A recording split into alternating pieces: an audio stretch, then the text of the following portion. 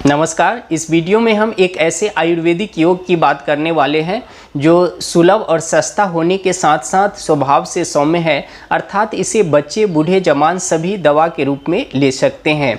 इसका प्रयोग होम्योपैथ में भी अलग अलग पोटेंसी में किया जाता है और ख़ास करके स्त्री प्रधान रोग, बाल्य प्रधान रोग में और उदर संबंधित बीमारियों में इसका प्रयोग किया जाता है। हम टंकन भस्म की बात कर रहे हैं, जिसको इंग्लिश में बोरेक्स के नाम से जाना जाता है, हिंदी में सुहागा। इसका रासायनिक नाम डाई सोडियम टेट्राबोरेट और सोडियम बोरेट के नाम से भी जाना जाता है।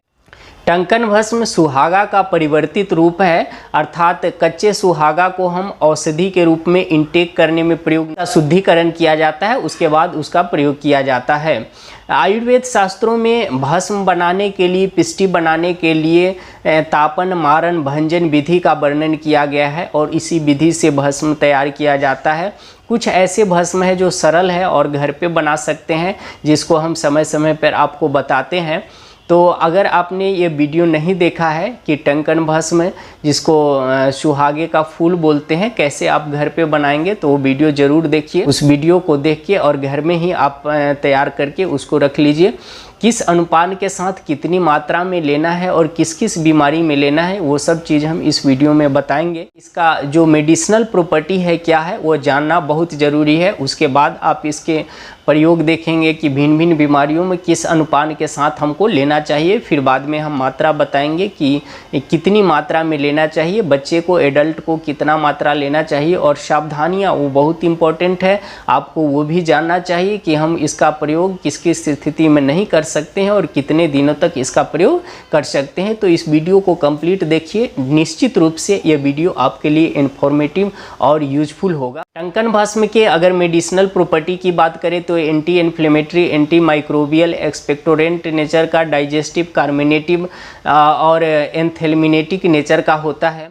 आयुर्वेद शास्त्रों के अनुसार यह वात और कफ को शमन करने वाला होता है और पीत कारक होता है। गुण में लघु रुक्ष और तीक्ष्ण होता है। रस में कटु और लवण रस होता है। स्त्री रोग में खास करके महिलाओं में जो पीरियड से संबंधित कुछ प्रॉब्लम होती है, जैसे डिस्मेनोरिया की प्रॉब्लम होती है, और इसमें खास करके वैसी स्थिति में जब मेंस्ट्रुअल साइकिल के समय थक्का के साथ ब्लड आता है और शनीय दर्द होता है, वैसे में अगर टंकन भस्म का प्रयोग प्रवाल पिष्टी और चंद्र प्रभा वटी के साथ करते हैं तो बहुत ही प्रभावशाली है और एक्यूट इसमें रिलीफ मिलता है।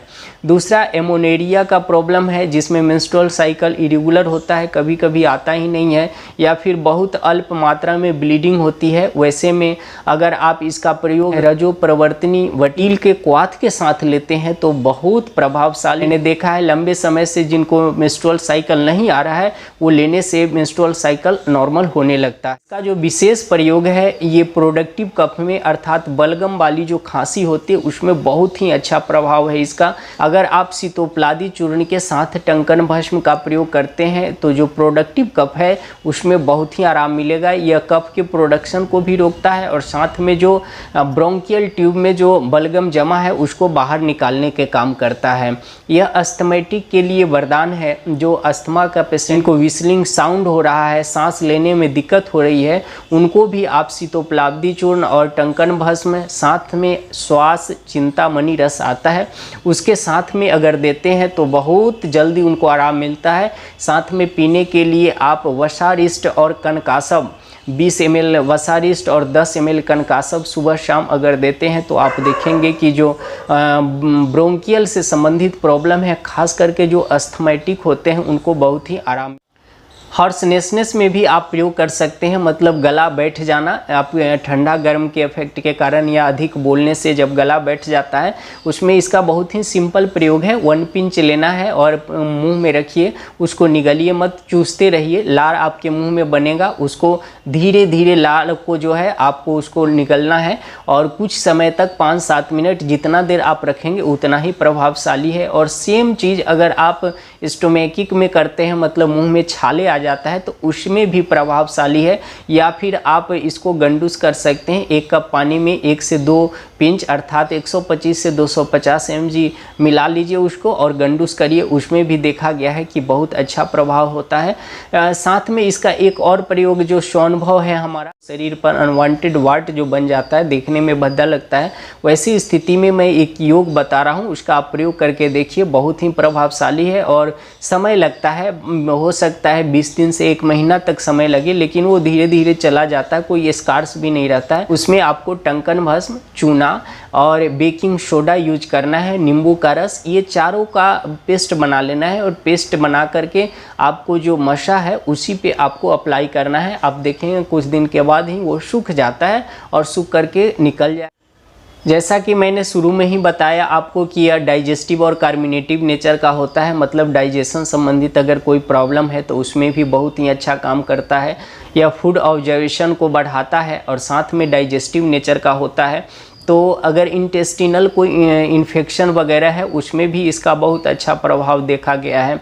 यूटीआई में इसका प्रभाव बहुत अच्छा है, चूँकि एंटीमाइक्रोबियल प्रॉपर्टी का होता है तो इसको हम एक्सटर्नल और इंटरनल दोनों तरह से यूज करते हैं। इंटरनल यूज करने के लिए हम चंद्र प्रभावटी के साथ देते हैं, पीने के लिए चंदनास और गौछुर आदि क्वाथ वगैरह भी लेते हैं तो बहुत जल्दी प्रभाव देखा गया है। एक्सटर्नल यूज करने के लिए अगर हम पानी में घोल करके अगर लोकल एरिया को वॉश करते हैं, जो लोकल एरिया की बैक्टीरिया है वो खत्म हो जाती है। यह स्वभाव से एंथेल्मिनेटिक नेचर का होता है, मतलब टंकन भस्म का प्रयोग अगर पेट में कीड़ा हो गया है वर्मीसीडल के रूप में भी प्रयोग कर सकते हैं। वैसी स्थिति में आपको विडंगा चूर्ण या विडंगा रिस्ट के साथ अगर लेते हैं का वर्म हो वो शरीर से बाहर निकल जाता है। नाखून को खराब होने में भी इसका प्रयोग आप कर सकते हैं। किसी किसी की पैर का, हाथ का नाखून खराब हो जाता है, ये कई कारणों से होता है। फंगल इन्फेक्शन से हो जाता है। महिलाएं जो नेल पेंट यूज करती है उसमें ऐसे केमिकल यूज किया जाता है जिससे नाखून उनका खराब हो जाता है, तो वैसी स्थिति में आप इसका प्रयोग कर सकते हैं। टंकन भस्म को अगर वैसलीन में मिला लीजिए और वैसलीन में मिला करके अप्लाई करिए और वहाँ पे बैंडेज कर दीजिए, वहाँ से सुंदर नेल निकलने लगता है, तो आप इसका प्रयोग कर सकते हैं। बहुत ही आसान है और अपने हाथ की सुंदरता और पैर की सुंदरता को बढ़ा सकते हैं। इसका प्रयोग डेंड्रफ के लिए भी बताया गया है कि अगर आपको डेंड्रफ है तो उसमें भी प्रयोग कर सकते हैं, लेकिन डेंड्रफ में प्रयोग आप ज़्यादा बार नहीं करें, सप्ताह में 1-2 बार ही करें और जब डेंड्रफ सही हो जाता है तो फिर नहीं करें, क्योंकि अधिक प्रयोग से बाल कमज़ोर हो जाता है और हेयर फॉलिंग की भी प्रॉब्लम हो जाती है। और जब भी प्रयोग करें तो किसी तेल में मिक्स करके, चूँकि यह थर्मोजेनिक नेचर का होता है तो अच्छा होगा कि कोकोनट ऑयल में मिला करके, अगर 100 ml कोकोनट ऑयल है तो 3 से 4 ग्राम मिक्स कर लीजिए और उसको पूरे दिन धूप में छोड़ दीजिए। और जब प्रॉपर्ली मिक्स हो जाता है कि हाथ से बाल में लगाइए और फिर आधे घंटे 1 घंटे के बीच में बाल को आपको धो लेना है, तो आप देखेंगे कि डेंड्रफ की जो समस्या है वो खत्म हो जाती है।